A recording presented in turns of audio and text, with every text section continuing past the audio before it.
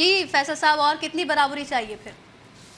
دیکھیں، جو یہ کہتے ہیں کہ ایران مذاکرات کی ٹیبل پر نہیں آئے گا، ان کے لیے اطلاع عرض ہے کہ ایران جو ہے وہ اس وقت بھی مذاکرات کی ٹیبل پر موجود ہے۔ سر میں اس کو کلیئر کر دوں سر۔ اور اب سے کچھ دیر پہلے، ایک منٹ جی سر سویرا، جی اب سے کچھ دیر پہلے، میں نہیں کہہ رہا، العربیہ کی رپورٹ ہے، جا کے چیک کر لیں، اور ایران کے جو وزارت خارجہ کے ترجمان ہیں ان کی طرف سے یہ کہا گیا ہے کہ ایران مذاکرات کو نہیں چھوڑے گا، ثالثوں کے ذریعے اس وقت بھی رابطے جاری ہیں۔ تو اس وقت بھی جنگ اور مذاکرات جو ہیں وہ ساتھ ساتھ چل رہے ہیں۔ جو بات ہوتی ہے برابری کی سطح پر مذاکرات ہوں گے تو ایران بیٹھے گا، تو بھائی برابری کی سطح پر مذاکرات ہو رہے تھے تو ایران بیٹھا ہوا تھا اور اسی میں وہ ایم او یو تک گیا تھا۔ دو چیزیں ہوتی ہیں، یا تو برابری کی سطح پر مذاکرات ہوتے ہیں، اگر برابری کی سطح پر مذاکرات نہیں ہو رہے تو پھر سرنڈر ہوتا ہے۔ اب فیصلہ آپ نے کرنا ہے کہ آپ نے سرنڈر کیا تھا یا مذاکرات کیے تھے، اور میرے خیال میں مذاکرات ہوئے تھے، اور ان مذاکرات میں ایران نے بہت کچھ حاصل کیا تھا۔ آپ 14 نکات پڑھ لیں، ان 14 نکات میں سے ایک نیوکلیر والا جو ہے اس کو کچھ دیر کے لیے سائڈ پہ رکھ لیں تو باقی 13 نکات جو ہیں وہ آپ کو ایران کے حق میں ملیں گے۔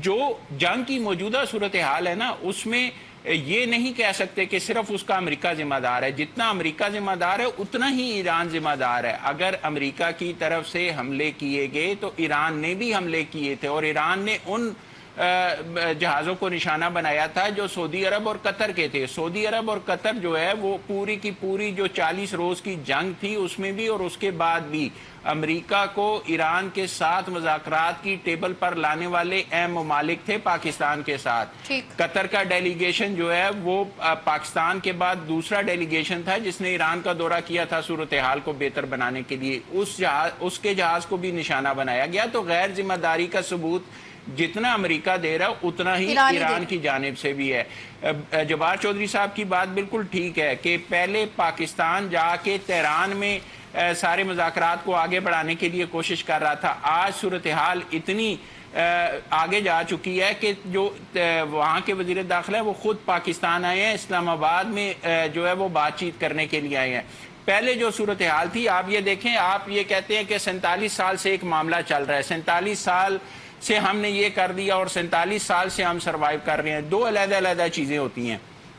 47 سال یا 20 سال 22 سال جب سے نیوکلیر پروگرام آپ نے شروع کیا ہے تو آپ نے پابندیاں برداشت کی ہیں، معاشی طور پر آپ کے اوپر پابندیاں تھیں، کھل کر تجارت نہیں کرنے دی، لیکن اس دوران بھی آپ کا جو خام تیل تھا وہ اس کی تجارت ہو رہی تھی۔ اب جو صورتحال آپ کو درپیش ہے 28 فروری اور اس کے بعد کی، اس میں آپ پر معاشی پابندیاں بھی ہیں، اس میں آپ پر جنگ بھی جو ہے لڑ رہے ہیں، اور اس جنگ کی وجہ سے ایران کے اندر بڑے پیمانے پر تباہی بھی ہو رہی ہے۔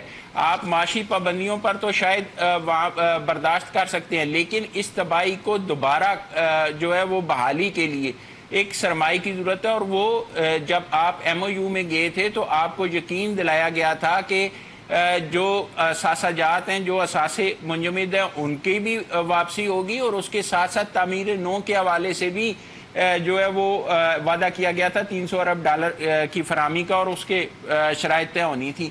تو میرے خیال میں جبار چودھری صاحب کی یہ بات بھی بالکل ٹھیک ہے کہ اگر بجائے اس کے کہ جوابی حملے کیے جاتے اور جو قطر اور سعودی عرب کے جہاز ہیں ان کو نشانہ بنایا جاتا ہے، اس کی بجائے اگر اتنی توجہ دی جاتی مذاکرات پہ اور مذاکرات کو آگے بڑھایا جاتا ہے، تکنیکی مذاکرات آگے بڑھ رہے ہوتے تو بہت سارے مسائل حل ہو چکے ہوتے اور ایران میں امن جو ہے وہ ہو رہا ہوتا۔ اب بھی دیکھیں جو صورتحال آج 9واں روز دوبارہ جنگ کو ہے، اور اس دوران بھی ایران پر جس طرح سے حملے کیے جا رہے ہیں، مجھے اس کے مقابلے میں بتائیں کہ امریکہ کو کتنا نقصان ہو رہا ہے۔ امریکہ کی سرزمین جو ہے یا امریکہ جو ہے وہ وہاں سے ہزاروں میل دور ہے۔ امریکہ کے اندر تو نقصان نہیں، معاشی طور پر ضرور ہے، لیکن ظاہر سی بات ہے جنگ کی صورتحال ہے، جتنا ایران کو برداشت کرنا پڑ رہا ہے شاید اتنا امریکہ کو برداشت نہیں کرنا پڑ رہا۔ اس وقت بھی صورتحال جو ہے وہ یہی ہے کہ مذاکرات کا راستہ اختیار کیا جائے، اس صورتحال سے نکلا جائے، جانی اور مالی نقصان جتنی بڑی تعداد میں ہوتا ہے اس سے بچا جائے،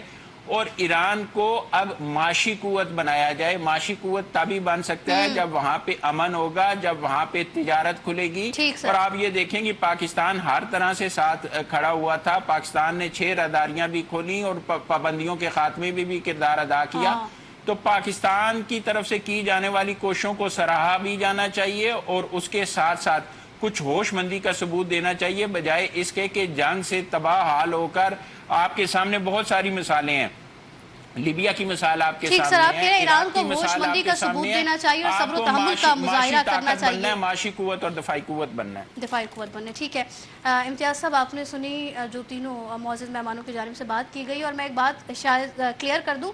سر, شاہد صاحب یہی بات کر رہے تھے کہ زبردستی مذاکرات کی میز پر نہیں لایا جا سکتا, ورنہ تو ایران بھی مذاکرات کی میز پر آئے گا. میں نے تو زبردستی والی بات ہی نہیں کی, میں تو یہ کہہ رہا ہوں کہ مذاکرات ختم ہی نہیں ہوئے, اب بھی مذاکرات جاری ہیں, وہ بل واسطہ ہیں یا بلا واسطہ ہیں. ٹھیک ہے سر جی, اور یہ ان کی وزارت خارجہ خود کہہ رہی ہے. ٹھیک ہے سر. امتیاز صاحب بتائیں, جیسے کہ فیصل صاحب نے کہا ہے کہ ایران کو ہوش مندی کا ثبوت دینا چاہیے اور صبر و تحمل کا مظاہرہ کرنا چاہیے اس صورتحال میں. بسم اللہ الرحمن الرحیم. ہر دم درود و سلام محمد آل محمد صلی اللہ علیہ وسلم پر. دیکھیں, یہ بات تو ہم کئی ٹائم سے کر رہے ہیں, فیصل صاحب بھی, جبار صاحب بھی, اعظم ملک بھی, ہم بھی, کہ ایران کو ایک دانش مندی کا ثبوت دینا چاہیے.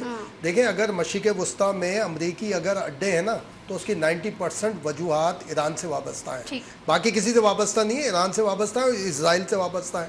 اسرائیل براہ راست نہیں کرتا, اس نے 2-3 کنٹریز سے, خاص طور پہ ایران سے رہا اس کا, باقی اس نے نیٹ ورکنگ کی بھی تھی, ڈائریکٹ انڈائریکٹ وہ ساری چیزیں تھیں. اور دوسری, جواد چودھری صاحب نے بھی پچھلے پروگرام میں بھی ایک بات کی تھی کہ جب آپ کسی کو دیوار سے لگا دیں گے تو دوسرا راستہ نکلے گا.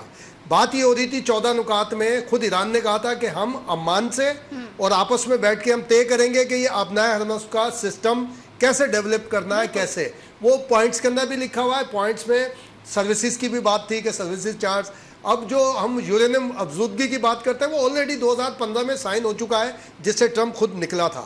اور ایک اور بات چودھری صاحب نے کہی نا, دیکھیں, نماز, روزہ, حج, زکوٰۃ جو فرائض ہیں نا, ان کا ٹائم ہے. وہ ٹائم گزر جائے گا تو آپ نوافل تو کر سکتے ہیں, ثواب کے طور پہ تو کر سکتے ہیں, لیکن آپ کو اس کا اس طرح کا ثواب نہیں ملے گا جو وقت گزر جاتا ہے. بالکل اس وقت سارے کے سارے لوگ کھڑے ہوئے تھے. اس وقت امریکہ ایک کرائسس کا شکار تھا, نیٹو نے منع کر دیا تھا, برطانیہ نے ہاتھ اٹھا لیے تھے, یورپ نے اسٹیٹمنٹ دے دیے تھے, ساری چیزیں تھیں. اس وقت پریشر میں امریکہ تھا اور یہ ساری چیزیں تیزی سے ڈیولپ ہوتی چلی گئی. پاکستان 7 فروری کو بیچ میں آیا, جب اس نے کہا ہم ایک نسل کو تباہ کریں گے, تو اس وقت یہی توقع کی جا رہی تھی, یہی خدشہ تھا کہ وہ ایٹم بم اس کے اوپر نہ, کیونکہ اس وقت ماحول بنا ہوا تھا. اس کے بعد ہم صرف بیانات دے رہے ہوتے, ہم بیانات چیخ رہے ہوتے کہ جناب تباہی کر دی, امریکہ ظالم ہے, امریکہ نے تباہی مچا دی, مسلمان دشمن ہے, یہ یہود و نصارہ دوست نہیں ہو سکتے, ہم یہ اسٹیٹمنٹ دے رہے ہوتے, ادروائز خرابی ہو جاتی. اس وقت پاکستان کی پولیٹیکل پرائم منسٹر شہباز شریف نے فون کیا اور ایک نیا ماحول بن گیا, کیونکہ ایک تیسری ثالثی کی ضرورت تھی, وہ پرووائڈ کر دی گئی. پیچھے سے ہمارے ساری ایکٹیویٹی ایک شروع ہو گئی, تو تیزی سے ڈیولپمنٹ شروع ہوئی اور معاملات ٹیبل اور 14 پوائنٹس تک آ گئے. ایک پوائنٹ بھی علیحدہ نہ رکھے نا, فیصل صاحب نے ایک ایگزمپشن دی گفتگو کے لیے, مگر اس کو بھی نہ رکھیں تو 14 کے 14 پوائنٹ ایران کے حق میں ہیں. مگر کیا ہوا, جب معاملے کو دھمکیوں پہ آئے, ساری چیزیں آئیں,